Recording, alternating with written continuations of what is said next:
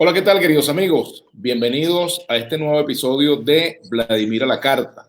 Hoy tenemos como invitado al diputado Oscar Rondero. Él es parlamentario por el Estado de Nueva Esparta y además es integrante de la Comisión de Energía y Petróleo de la Asamblea Nacional, militante del Partido Acción Democrática. Bienvenido, Oscar. Gracias por atendernos. Buenos días, Vladimir. Un saludo para ti y para toda la audiencia. Es un placer siempre conversar contigo. Bueno, muchas gracias. Son muchos los temas, ¿no? Me gustaría comenzar. Hay bastante tela que cortar. Sí, señor. Me gustaría comenzar por un tema muy concreto y es la llamada Operación Gedeón. Me gustaría comenzar por allí porque un diputado de Acción Democrática, Hernán Alemán, aparece apoyando esa operación e incluso estaba reclamando que Cliver Alcalá Cordones, el general Cliver Alcalá Cordones, haya sido dejado fuera de la misma y que está investigando quién ordenó sacarlo de la operación. Me gustaría saber qué piensan en Acción Democrática sobre el hecho de que un compañero de partido, diputado, esté involucrado en esta operación de alguna forma. Bueno, Acción Democrática y todos nosotros hemos marcado distancia del tema de cualquier operación de carácter militar y que distinta a las soluciones de carácter constitucional. La posición del compañero Alemán es una posición absolutamente personal, particular, y él mismo ha dicho que no tiene ninguna vinculación con Acción Democrática. Pero Hernán es un hombre con una experiencia importante. Hernán es un hombre con un liderazgo en el estado Zulia, particularmente en la ciudad de Cabimas. Ha sido alcalde de Cabimas 3 o 4 veces. Y ahora vinculado a estos temas, yo no sabía que Hernán era afín a esos temas militares. Por primera vez que conozco este perfil de Hernán. Ahora ha resultado ser el defensor de Cliver Alcalá. Hernán es un hombre con mucha experiencia política como para haberse dado cuenta que esa operación estaba infiltrada y que el gobierno había tomado el control de esa situación. No es la salida de Cliver Alcalá, es que el gobierno los tenía infiltrados. Hacía 15 días yo había oído el programa de Diosdado Cabello que decían la ubicación de los campamentos militares. Diosdado Cabello decía cómo se llamaban los tipos que operaban que comandaban cada campamento, etcétera. Entonces, bueno, parecía que el gobierno tenía control total de la operación y esta gente que actuaba en principio de buena fe, no se llegó a enterar, como creo que es el caso de Hernán. Ahora, fíjate, AD tiene una dificultad con esos temas porque, por un lado, algunos de sus militantes se postularon a las elecciones de gobernadores. El caso de Lady Gómez, el caso de Alfredo Díaz del Estado de Nueva Esparta, donde tú eres diputado, también el caso del gobernador de Mérida y del Estado Anzoátegui. Es decir, cuatro dirigentes de AD son gobernadores, pero además en unas elecciones que AD tampoco acompañó, fue una decisión personal de estos gobernadores, ¿no? No, y además que en algunos casos, no, en este hecho, ¿no? Bueno, lo que pasa es que es una situación absolutamente distinta, ¿no? Lo de una operación militar para venir a invadir a Venezuela es muy distinto a participar de una elección. Además, no se te olvide que estos compañeros, estos 4 gobernadores participaron de la elección con la tarjeta unitaria o con el apoyo de todos los partidos que hacían vida en la unidad, incluso con la tarjeta de Acción Democrática.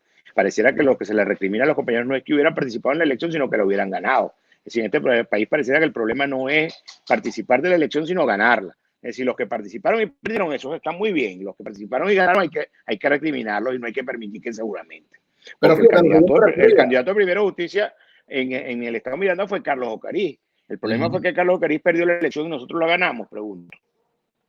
Claro, ahora, pero fíjate, a lo que yo voy es a esa situación en la cual está un partido que tiene una gran tradición, uno de los partidos más importantes de la unidad opositora, quizás desde el punto de vista organizativo el más importante, y bueno, se debate entre dos líneas, entre un apoyo a Juan Guaidó y posturas que también son críticas a la línea de Guaidó. Es decir, la línea oficial de hoy, ¿cuál es? La línea oficial de hoy es que está nucleada alrededor del liderazgo de Juan Guaidó. Cualquier esguince sobre esa posición implica favorecer al gobierno de Nicolás Maduro y no es la intención de AD y está muy distante de lo que AD aspira.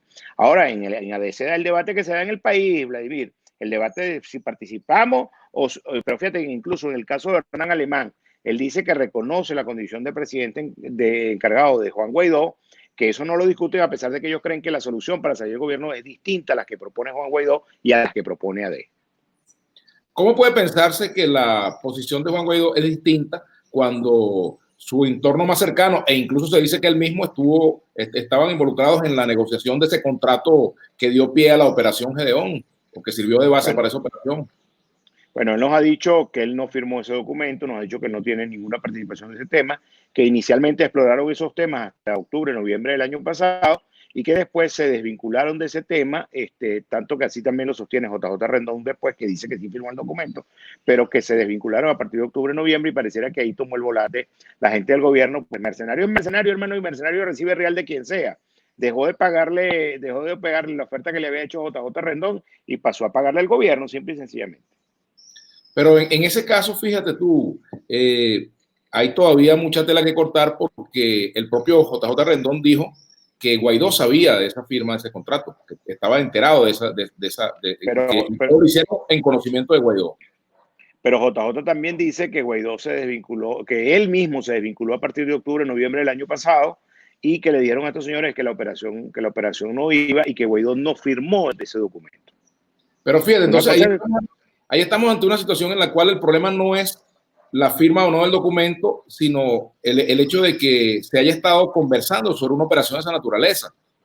Que por bueno, Vladimir, pero Guaidó, esa no es la línea de AD, ¿no? Esa no es la línea de AD, por supuesto que no, pero fíjate que Guaidó ha dicho muy claramente que todas las opciones están sobre la mesa. Incluso que hay gente que sueña con una operación militar y hay otros que hasta la invocan públicamente y andan libremente por las calles de Caracas. No sé si tuviste la última declaración de la señora María Corina Machado, donde dice que hace falta una fuerza militar que venga a invadir Venezuela. Entonces, y si ella invoca una fuerza militar multinacional, como señaló, ¿qué diferencia hay de eso con la operación Gedeón? Ahora, cuando se habla de todas las opciones, incluida una operación como esa. Bueno, entiendo que cuando habla de todas las opciones, son todas las opciones. Todas las opciones. Nosotros no apoyamos eso, nosotros deslindamos de cualquier operación de carácter militar y consideramos que lo único que es posible es una solución de carácter constitucional, política y electoral en Venezuela, pero una elección libre que permita que realmente los venezolanos se puedan manifestar. Desde tu punto de vista, Oscar Rondero, ¿cuál es el efecto que puede tener en la oposición, en el pueblo que quiere un cambio en Venezuela, esta operación Gedeón, las consecuencias de esa operación? Bueno, yo creo que las consecuencias que debería tener la gente es que se desvinculen definitivamente de cualquier solución de carácter militar. Está demostrado que no es posible una solución de carácter militar y aquí tienes la última demostración. El último intento demuestra perfectamente que eso no es una opción. Por otro lado, no se nos olvide que Venezuela es un territorio ocupado por 20.000 cubanos. A todo el que se pase por la operación militar tiene que pensarse traer por lo menos 21.000 para poder salir del gobierno de manera militar. Pareciera que es una barbaridad, pareciera que es una estupidez asumir una cosa como esa. De esa cuenta, o sea, estás hablando de 21.000 cubanos, estás hablando... Admitido por Raúl Castro, no lo digo yo. Ajá. Hay 20.000 cubanos en Venezuela. Esta es la operación más grande después de la de Angola. La operación de Cuba... ¿Cuántos están involucrados, estarían involucrados en acciones militares? No lo sabemos, pues eso no lo puede saber sino el gobierno. O el gobierno de Cuba, que es quien los trajo, que creo debe tener mejor información que el propio gobierno venezolano. Ahora, hay otros puntos también importantes sobre esta situación y tiene que ver con una... Y la situación de los cuarteles mucho tiene que ver con eso, Vladimir. En todos los cuarteles está metido el G2 cubano, está metido el régimen militar cubano, que sapea a cualquier funcionario que ande en plan golpista, en virtud de lo cual eso tiene muy poca probabilidad de éxito. Podría pensarse que incluso la oposición en Miami está infiltrada por el gobierno. En Miami, en Bogotá y en Madrid. Y en los grandes centros donde la oposición hace vida fuera del país, está infiltrada. Con toda seguridad por parte del G2 cubano. Los cubanos lo que le venden a Maduro, lo que le garantizan a Maduro es el know-how para permanecer 60 años en el poder. Y ahí están todavía. ¿Crees que lo logre? ¿Cómo? ¿Crees que Maduro lo logre? Si la oposición venezolana sigue asumiendo el mismo esquema de la oposición cubana, va a obtener el mismo resultado. Es decir, que se mantenga el chavismo en el poder.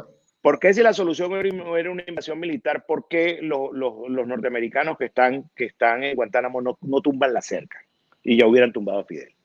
Pues no se trata de una operación militar, se trata de una operación de imponer un nuevo gobierno de carácter democrático, constitucional y que ese gobierno posteriormente tenga gobernabilidad, si no, no tiene ningún sentido llegar al poder. ¿Cuáles son los errores que a tu juicio ha cometido la oposición venezolana y que sean similares a los errores de la oposición cubana? esa postura inmediatista, hermano, diciendo que lo vamos a resolver hoy, que lo vamos a resolver mañana, y segundo, esperar que alguien lo venga a resolver por nosotros. Esperar que venga el ejército de los Estados Unidos o una fuerza multinacional que venga a resolvernos nuestro problema.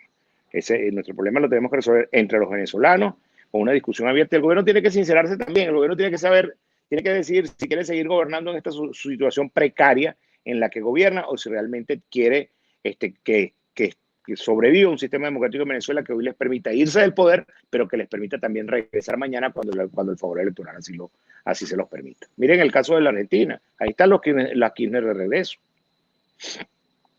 Para no hablar del caso nicaragüense, que es muy mal ejemplo.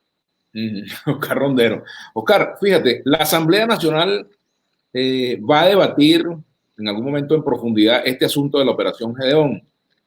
Por ejemplo, el hecho de que el presidente de la Asamblea, Juan Guaidó, haya sido señalado por firmar ese documento, él lo niega, etcétera. ¿Esas cosas son investigables por la Asamblea Nacional o no tendrían que ser investigadas?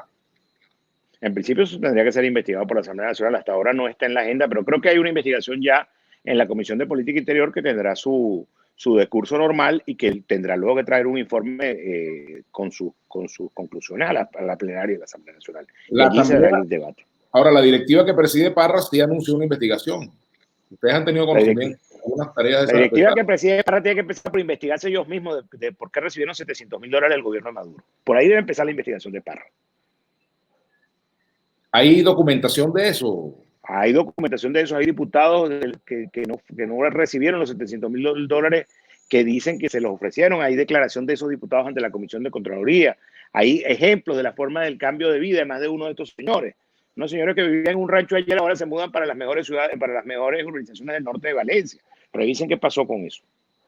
Por cierto, Oscar, han surgido ahora versiones de que supuestamente Enrique Capriles, Stalin González, el propio Henry Ramos y otros dirigentes habrían estado en una reunión con alguien vinculado al gobierno en una casa en el Latillo, en la casa de alguien, etcétera, de un empresario, y que ahí estarían tramando la sustitución de Juan Guaidó como líder de la oposición y entre otros puntos. Eso ha circulado profusamente, incluso ayer estaba viendo un trabajo sobre ese tema, ¿no? Con fotografías, ubicaciones, etcétera. ¿Ustedes han tenido conocimiento de las fuentes de esa información? ¿Qué pueden decir al respecto? Yo creo que hay una cantidad de medias verdades, hay una cantidad de mentiras solapadas las unas sobre las otras. Yo no encuentro que sea delito reunirse con nadie del gobierno, primero. Segundo, el hecho de que uno se reúna con alguien del gobierno no significa que está tramando nada contra nadie, ni contra Venezuela, ni que se está cuadrando contra los intereses del país. Eso de conversar no es ningún delito, hermano. Tú puedes conversar con la gente del gobierno, como puedes conversar con la gente de la oposición, como puedes conversar con la gente que piensa distinto a ti. Sobre todo con la que piensa distinto a ti es con la que más tienes que hablar. Eso no es ningún delito. Ahora, eso no tiene que ser contra nadie. Primero. Segundo, la única forma de poder solucionar las cosas entre venezolanos es conversando los unos y los otros.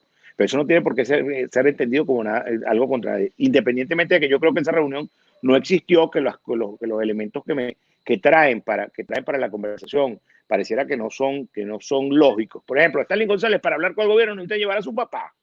Y eso es una de las cosas que yo revisé en el video. Y decía, bueno, y a cuenta de que el papá de Stalin González que viene a pintar en una cosa como esta. Se reunió seguramente, ¿no? Con gente del gobierno, como él, que formó parte de la comisión de diálogo y está en el Parlamento. Formó parte de la comisión de diálogo, fue vicepresidente de la Asamblea, era el representante de Juan Guaidó en las negociaciones en República Dominicana. En virtud de lo cual yo supongo que debe tener el teléfono de Jorge Rodríguez. Bueno, lo más probable. ¿Qué parece? Ahora, fíjate, Oscar, eso habla también de la propia situación en la oposición.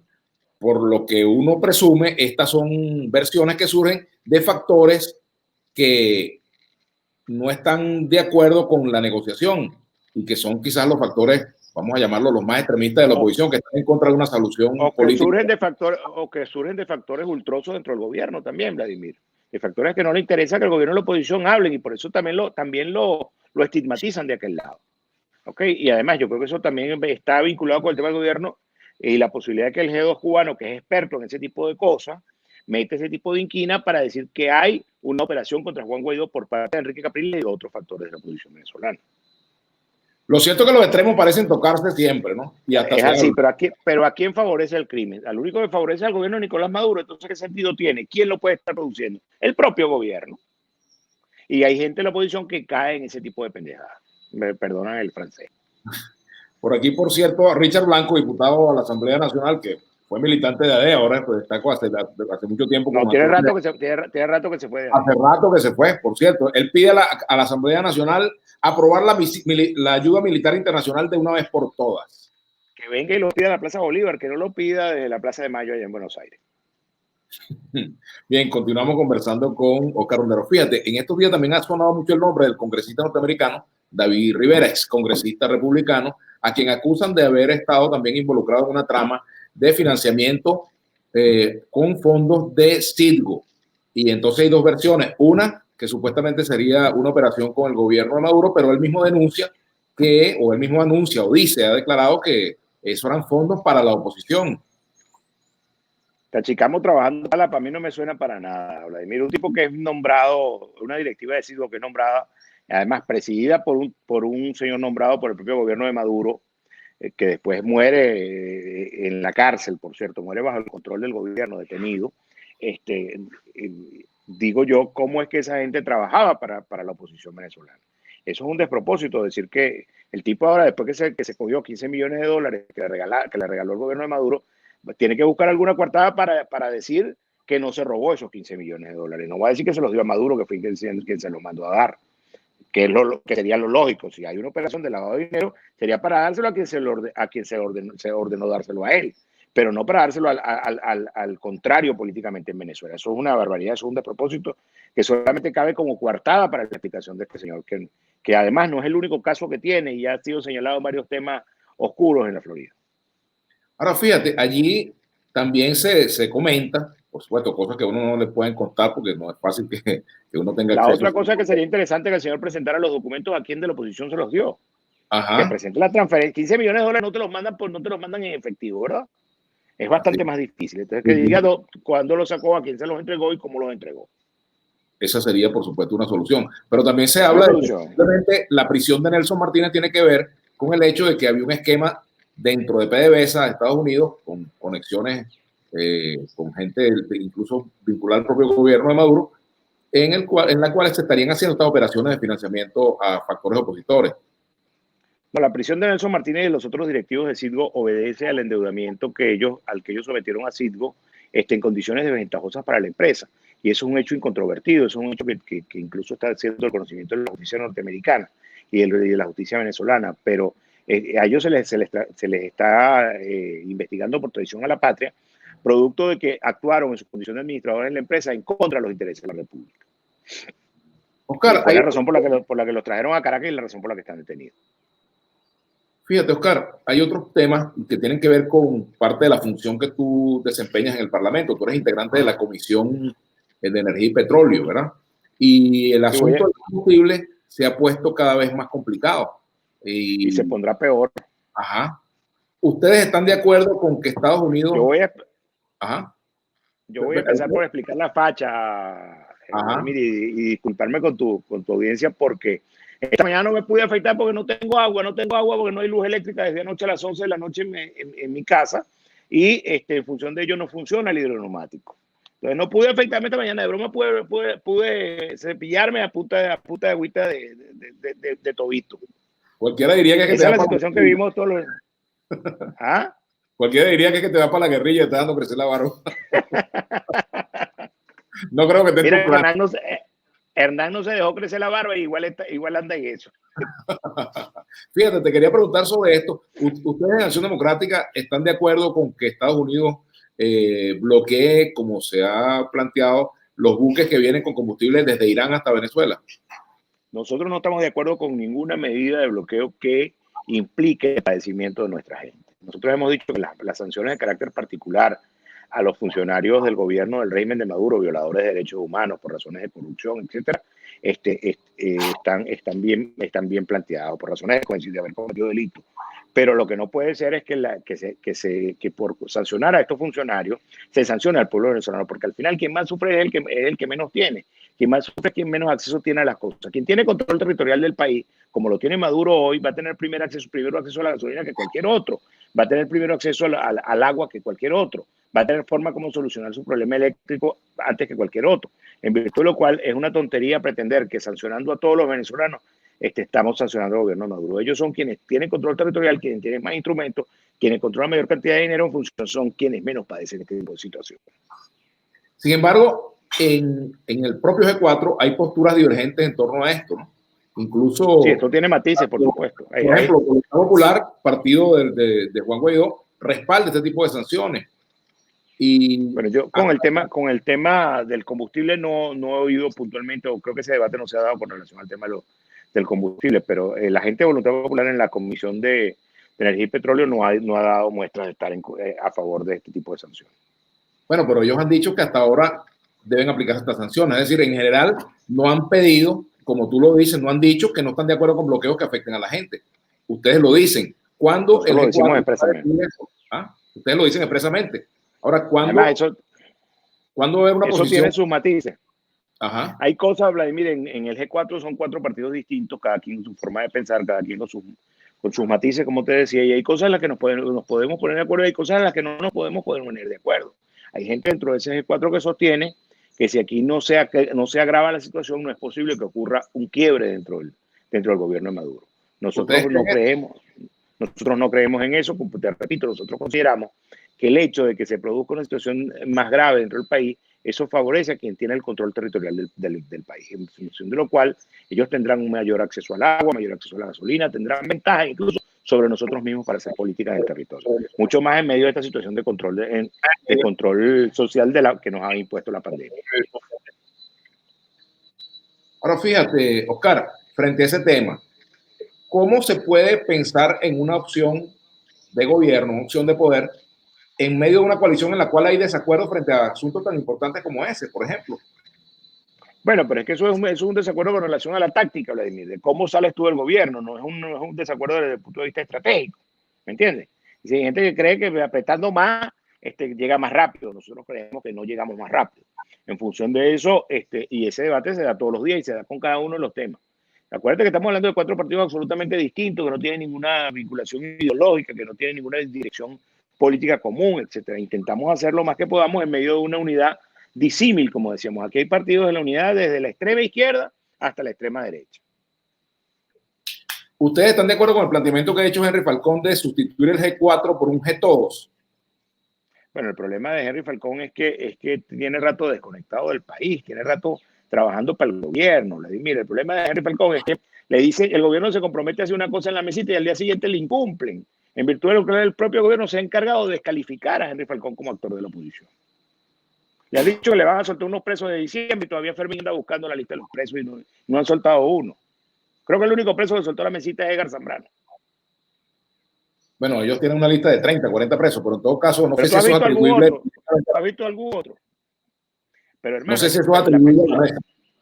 Lo que pasa es que la gente, para que el gobierno te respete, tienes que tener entidad y tienes que tener una postura lo suficientemente seria. Si tú no tienes entidad y no tienes una postura seria, si tú le dices, mira, si no me sueltan los presos, me paro, y cuando no te soltaron los presos, no te paraste, hermano, perdiste tu autoridad moral frente a los tipos y frente al país. Por cierto que en estos días Henry Falcón decía que su partido está analizando pararse de esa mesa. Ya casi me paro, pero están en eso desde diciembre, hermano. Mira, ahora fíjate. No, llama Maduro y no te vayas a parar, por favor, hermano, y se vuelven a sentar. El caso de Fermín es una cosa definitivamente triste, la posición en la que hemos tenido que ver últimamente a Claudio Fermín. Casi que rogándole al gobierno. Claudio se ha convertido en un actor más del gobierno, sin lugar a dudas. Un tipo al que nosotros en ADL tuvimos mucho respeto, incluso muchos fuimos seguidores de él en ADL. Fíjate, Oscar, entonces la unidad con ese sector, lo que es el MAS, lo que es Avanzada Progresista, el partido de Claudio Soluciones, COPEI, etcétera, con todos esos sectores, ustedes no quieren unidad. Nosotros no estamos cerrados a la conversación con ellos, como te decía, nosotros somos dados a conversar con cualquier sector del país, pero en principio ellos lo que no pueden es pretender que nosotros asumamos las posiciones que ellos ya han venido asumiendo en la mesita conectando la gestión del gobierno. Hay una curiosidad, ¿por qué tan bajo perfil de Henry Ramos, vale? Que antes era muy dado a declarar y a fijar posición? ¿A qué se deberá eso? Hermano, porque este es un momento muy delicado de la situación política del país. Cualquier cosa que diga Henry Ramos puede ser mal interpretada, puede ser indicada como que hay una crítica con relación a lo que viene ocurriendo en el país. Fíjate que Enrique Capriles, por ejemplo, que ha sido bastante crítico los últimos días a través del Twitter, etcétera, etcétera, le ha montado toda una campaña alrededor diciendo que Enrique tiene una campaña contra Juan Guaidó y eso no es cierto. Eso quiere decir que si Henry habla, será para hacerle crítica a la línea de Guaidó. ¿Se interpreta eso? No necesariamente. Pero podría ser. Además, las críticas que Bueno, hace, por ejemplo, las que hicimos en la Operación Gedeón, las hicimos en el seno del G4, que es donde se supone debemos hacerlas, porque si las hacemos fuera del G4 le estamos haciendo daño a la coalición en la que estamos apoyando. Por eso nosotros, las mismas críticas que a lo mejor hizo PJ públicamente, las hicimos nosotros en el seno del G4. ¿coinciden ustedes Primero Justicia? Bueno, nosotros coincidimos en Primero Justicia en que debían salir Rendón y Vergara, y salieron Rendón y Vergara, pero no porque Primero Justicia lo haya puesto en un comunicado. Salieron Rendón y Vergara porque así lo planteamos nosotros también en el G4 y porque la mayoría del G4 consideró que su presencia no era útil a la coalición opositora en este momento. ¿Cuáles son los ajustes que tendría que hacer el equipo de Juan Guaidó, el propio Juan Guaidó, en este momento, luego de lo que ha ocurrido, que tuvo que sacar a dos importantes integrantes de su comité de estrategia? Bueno, yo siento que el tema de la coalición opositora liderizada por Juan Guaidó en este momento tiene que reforzar su posición de liderazgo dentro del país. Debemos avanzar frente a esta situación y continuar la línea que hemos venido sosteniendo. Incluso creo que en algún momento llegará, existe la posibilidad, y el propio gobierno de los Estados Unidos lo ha planteado, de que esto termine en una negociación real, en una negociación donde nos respetemos como parte de ambos lados, en una negociación que pueda arribar a una elección presidencial libre, con la observación del resto del mundo que le permita a Nicolás Maduro retirarse en libertad si pierde la elección y poder volver a ser opción de gobierno en cualquier otro momento, o a la oposición venezolana asumir el liderazgo y la conducción del país para salir de esta terrible situación que tenemos. Por cierto, no hemos hablado todavía del tema energético. Ya vamos a hablar de eso. De eso me gustaría hablar porque el petróleo es parte del problema que tenemos. No solamente petróleo, energía eléctrica, todo eso No, el son petróleo temas. no es el problema son estos señores en el poder, el problema es Maduro del poder. Cuando tú te metes en Google y revisas el país con mayor reserva de petróleo en el mundo, te aparece Venezuela. Pero Venezuela dejó de ser un país petrolero para ser un país con petróleo después del gobierno de Nicolás Maduro y de Hugo Chávez. Por cierto que Rafael Ramírez está denunciando, fíjate, Oscar, Rafael Ramírez está denunciando que Maduro quiere entregarle PDVSA a potencias extranjeras, a otros países, ¿no? Bueno, lo que queda de PDVSA, lo que dejó Rafael Ramírez de PDVSA será lo que Maduro va a poder entregar.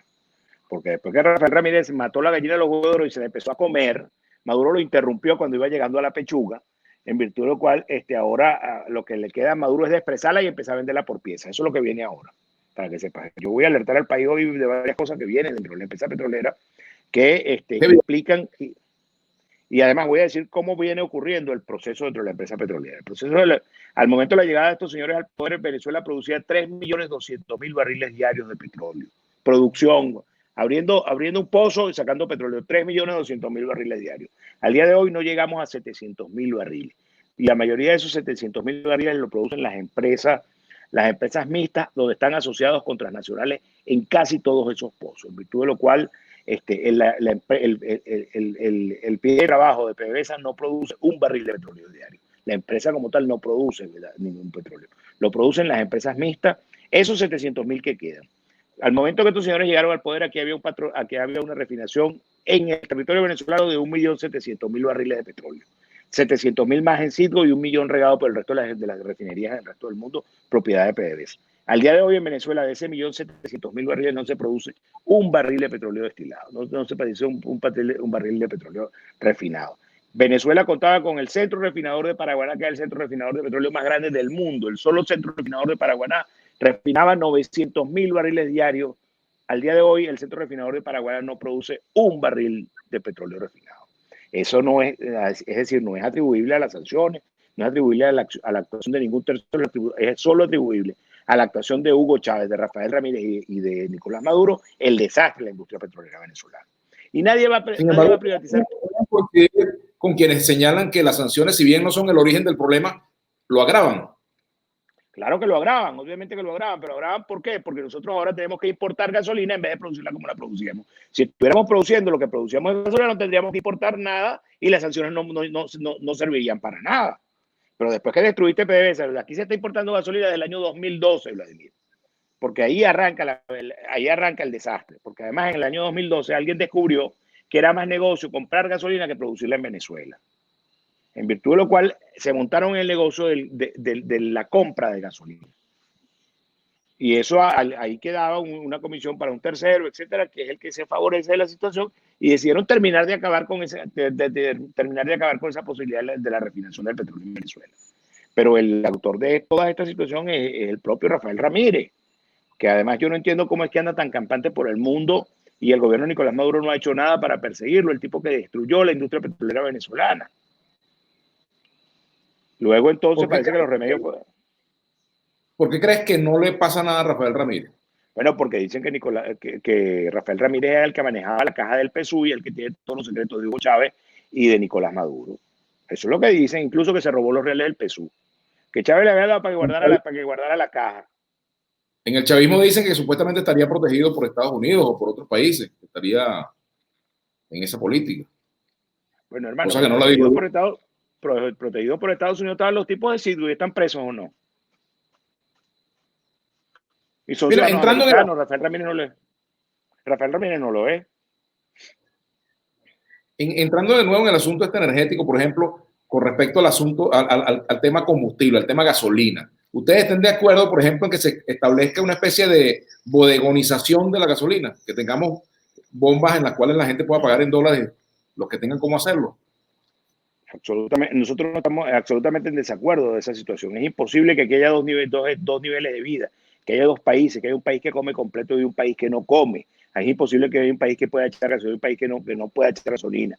¿Cómo va a pagar el carrito por puesto el ciudadano de a pie venezolano cuando el señor del por puesto, que tiene que salir a trabajar todos los días, vaya a echar gasolina a la gasolinera Bodegón? Bueno, sencillamente tendrás que cobrar $5 por el pasaje para que le pueda rendir al señor del carro por puesto. Simple y sencillamente lo que no puede seguirse es en este esquema de que pasamos de que regalamos la gasolina a que la gasolina te la revenda un militar en $2 y $3 en una estación de servicio. Eso es del conocimiento público. Todo el mundo sabe que están vendiendo gasolina en $2 y $3 los militares. ¿Y quién tiene el control de esa situación? Los militares. La Guardia Nacional, fíjate, cuando le entregaron PDVSA a un señor que lo que le pagaban era que había controlado las manifestaciones en Caracas. El señor Quevedo no sabía nada de petróleo y por eso lo pusieron a dirigir la empresa petrolera, porque venía de controlar las manifestaciones en Caracas. Entonces, esas son las decisiones políticas que nos trajeron hasta aquí. Quevedo terminó haciendo una misa para rogar que por favor subiera la producción petrolera, como que si eso fuera producto de un milagro. El tema es que el chavismo ha despreciado el conocimiento técnico de la gente, ha despreciado la experticia técnica, ha despreciado la profesionalización. Tú ves, por ejemplo, a Diosdado Cabello persiguiendo a Winston Cavas, porque Winston Cavas dijo que el sistema eléctrico se iba a caer en cualquier momento y se cayó. Pero bueno, para eso no hace falta ser brujo ni adivino. Simplemente Winston Cavas vio cuál era la situación del sistema eléctrico y dijo que se va a producir un colapso. Eso es como que si tú vas al cardiólogo y te dice, estás gordo, tienes sobrepeso, tienes azúcar en la sangre, y si no te cuidas te puede dar un infarto. Cuando te da un infarto dice, coño, es que el tipo me mató. Oscar, igual que con lo de la academia, es el más absoluto desprecio por el conocimiento. ¿Cuál es la propuesta concreta que ustedes hacen en este momento para resolver el asunto del combustible y para resolver las fallas eléctricas? Hoy, ¿cuál es la propuesta viable? Primero, hay que empezar por invertir en reparación y mantenimiento de ese parque eléctrico y de ese parque petrolero que está absolutamente en el piso. Hay 22.000 pozos de crudo liviano y mediano que pueden reactivarse en el término de 90 días, Vladimir. Es decir, la arrancada del país es una arrancada bastante rápida cuando esto cambie, pero lo que pasa es que tienes que generar una situación de seguridad jurídica y de seguridad política que le permita a cualquier inversionista venir a invertir en Venezuela. Cabe la posibilidad de la inversión privada acompañando a la inversión del Estado, porque ya hoy el Estado venezolano no va a ser capaz de reparar esa industria petrolera gigantesca, porque no tenemos los recursos como hacerlo. Necesitamos el acompañamiento de los privados y de privados internacionales sin ningún reparo, sin tener ninguna carga de conciencia por eso. Simple y sencillamente el señor viene a hacer un negocio que es rentable para el Estado venezolano y que es rentable para el particular que viene a invertir, con condiciones claras, con un contrato perfectamente establecido, con seguridad jurídica, con seguridad política. Para empezar, otro de los temas es la seguridad personal. Hay muchos de los pozos que no se puede acceder en Monagas por razones de inseguridad. Hay muchos pozos en el lago de Maracaibo a los que no se puede acceder producto de la propia inseguridad, porque todas estas el Estado ha perdido el control territorial del país, en virtud de lo cual hay situaciones, hay regiones a las que no se puede ni siquiera acceder las empresas que están trabajando en la exploración petrolera. Ese es otro factor que hay que tener en cuenta. En cuanto en materia eléctrica, la Asamblea Nacional nunca se puso de acuerdo, la oposición, el G4 no se puso de acuerdo con respecto a este proyecto de cooperación con la CAF, para que estados como Nueva Esparta, por el cual tú eres diputado, el estado Zulia, el estado Mérida, etcétera, pudieran tener acceso a un sistema que sea provisional para surtir. Y sé que ustedes apoyaban eso. Como tú bien sabes, yo fui uno de los proponentes del proyecto CAF para llevar energía para Zulia, Nueva Esparta, Táchira y Mérida, los estados que más sufren la situación. Pero eso además era solamente un parche, eso es solamente un pañito de agua caliente, producto de la destrucción del sistema eléctrico. Fíjate que es lo único que funciona generando electricidad al día de hoy. Lo único que funciona son las centrales hidroeléctricas que creó la democracia durante los 40 años de la vituperada Cuarta República, como decía Chávez. Entonces, bueno, estos señores no han creado un megavatio de nuevo con relación a la posibilidad de creación de nuevas fuentes de energía eléctrica. Además, compraron una cantidad de plantas chatarra que no funciona ninguna. Todo el parque termoeléctrico del país está acabado, el parque termoeléctrico del Zulia. Allá está Termozulia sin producir un solo megavatio de electricidad y los ciudadanos cuando van a prender el aire acondicionado, que en Maracaibo no es un lujo, en Maracaibo un aire acondicionado es una necesidad, 40, 42 grados a la sombra es una necesidad un aire acondicionado. Cuando los margariteños ahora inventaron el Margarita que un administrado de carga, cuando tienen dos grandes termoeléctricas, la Luisa Cáceres Arismendi y la Juan Bautista Arismendi, que no producen ni un megavatio de electricidad. Todo lo que llega a Margarita llega por el cable submarino desde tierra firme, y cuando se cae tierra firme, se cae en consecuencia la transmisión de electricidad para la isla de Margarita. Amén de que el cable está funcionando solo al 50% de su capacidad instalada para llevar a Nueva Esparta la electricidad.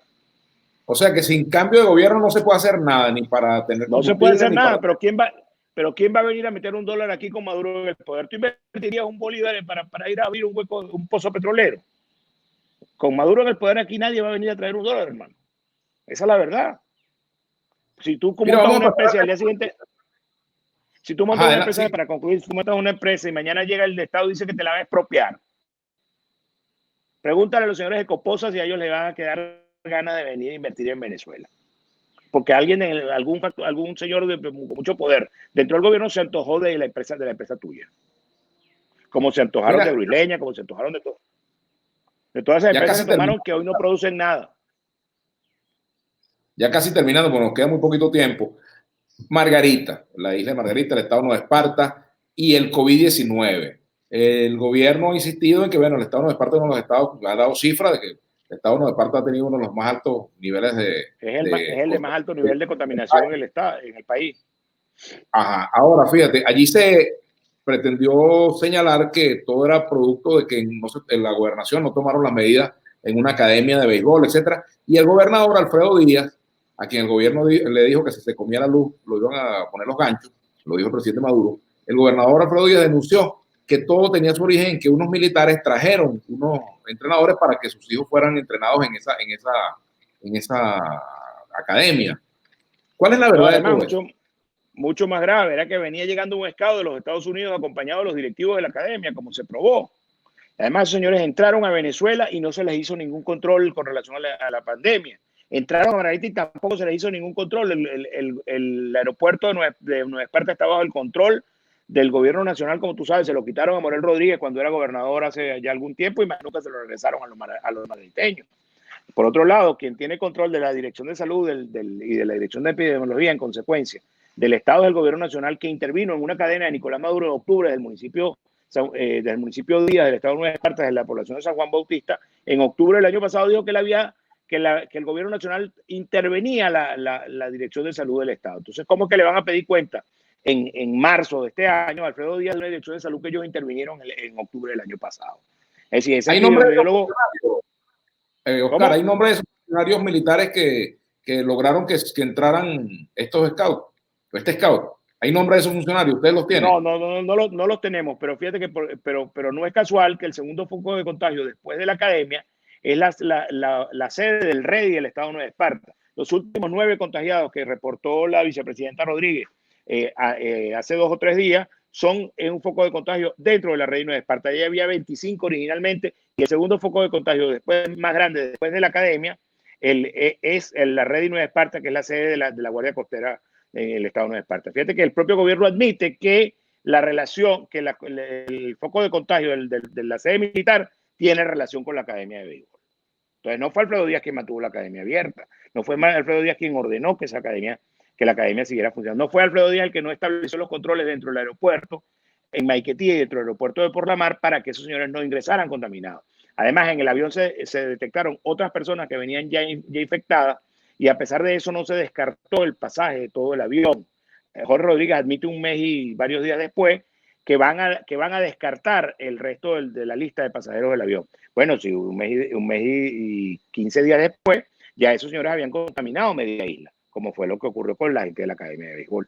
Incluso luego se demuestra que no hay ningún control por parte de las autoridades nacionales y el llamado destructor de Nueva Esparta, como le dicen a Dante Rivas, cuando sale un